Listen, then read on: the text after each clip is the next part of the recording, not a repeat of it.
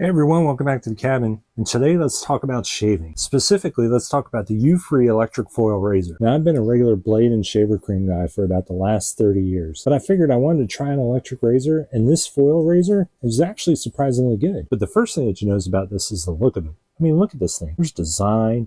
There's stature to this. This isn't just your typical black plastic razor. This one has a look to it, and people are going to take notice of. It's pretty easy to control. There's a power button on the side here, and when it's turned on, you can see it has RPMs and the battery percentage on it. You can turn the RPMs up to 75 or as low as 65. On the opposite side here is the button to open up the razor itself. And you can see once I open it up, it's a dual blade razor. And to put that back on, all you gotta do is push it on and push it down. In addition, you get a nice felt black case, you get your battery charging cord, and you get a brush to keep it clean. But what you really wanna know is, would I recommend the Ufree shaver or would I buy it again? Yeah, I'm actually really impressed with this. I typically don't like foil razors because they do bother my skin a little bit more than a regular electric razor. But as you can see on the box here, it says tested with sensitive skin, and I can back that up. This one did not bother my skin. It's got really nice weight to it. It has a fantastic look to it, much better than your boring plastic ones. It's got a nice clean cover to it. Comes with a bag, so when you travel, you can keep it looking nice. And overall, it seems to be a really good quality razor. So as always, I hope these short reviews help with your purchasing decision, and I hope you enjoy the rest of your shopping day.